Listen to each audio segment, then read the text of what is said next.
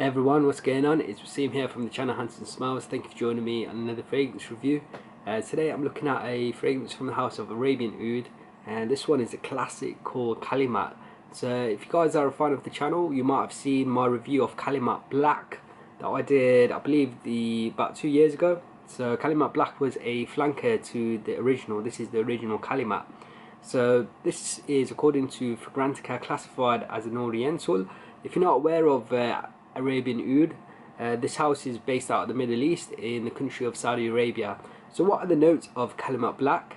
And then I'll touch upon how this fragrance smells and give you an idea of performance and a final overall rating. So Kalemat Black, at the top we're going to get blueberry and anise.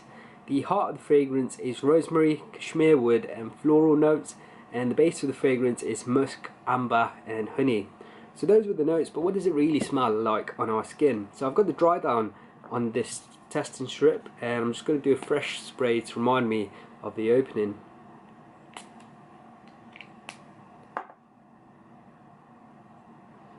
So the opening, for me, I get this undoubtedly Middle Eastern vibe. It's got this warmth. Kalemat for me is, if I would describe it in a word, it would be warmth. I get a lot of warmth. The warm spiciness that I pick up in the opening. The main note that I pick up is the anise. The anise has this warmth. It gives it a lot of spiciness, warm spiciness. And anise also has like a sweeter touch as well, which also you pick up in the opening. So the opening is warm, sweet, and spicy.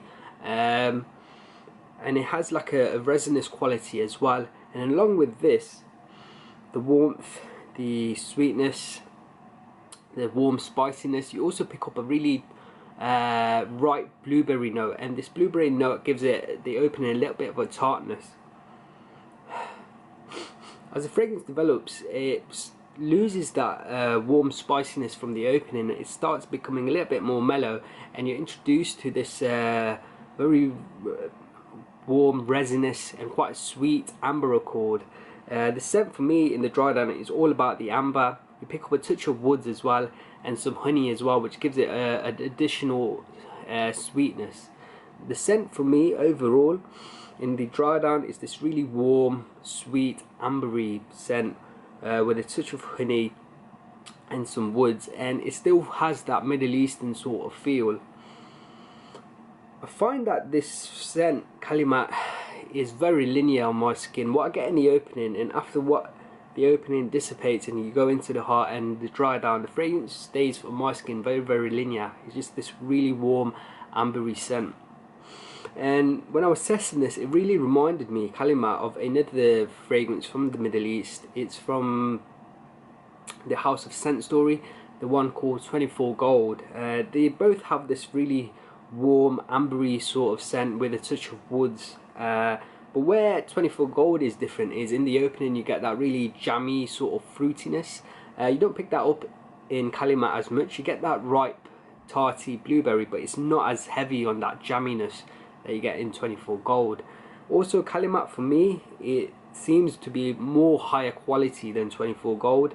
Kalemat was richer, I found, and the ingredients were just of better quality, which does make sense. This is more expensive than 24 Gold. 24 Gold you can pick up for about £15 here in the UK. In terms of performance, for me, Kalemat was a really strange one. I found on my skin, I think it might be my skin chemistry, or because I found that the scent was really linear to me, I found the performance to be on my skin not excellent. So I got around 6 hours of longevity, sometimes 6 to 8 hours, and the projection, even though I felt like the scent was quite heavy, I didn't feel like it was screaming off my skin as much as I would have liked. The scent cloud was quite subtle on myself, so maybe it's my skin chemistry, or it might just be nasal fatigue, because I find the scent to be very linear. Because of the reviews that I looked online, a lot of people were telling me that Kalemat for them has excellent, even beastly performance, but unfortunately on my skin it wasn't the case. In terms of seasons, because of the scent has such warmth, I think it would work really well in the cooler weather. I feel like autumn and the winter it would be perfect. And in terms of occasions, I think this would work really well as a date scent or a casual night out scent if you're going out for a meal. This scent, like I've said, has this warmth, and I feel like in a nighttime scent during the colder weather, this will be like a warm blanket surrounding you. In terms of overall rating, because I found the scent to be quite linear, and because I found the performance on my skin personally not to be that great, I'm going to give it a score of 3 out of 5. It's a good scent, smells really nice. In terms of Middle Eastern scents, you are going to enjoy it, you're going to smell nice. It doesn't have like a daring quality to this. There's no sort of oody quality in this that a lot of Middle Eastern scents have. This scent leans more towards being a pleasing, pleasing, more richer scent.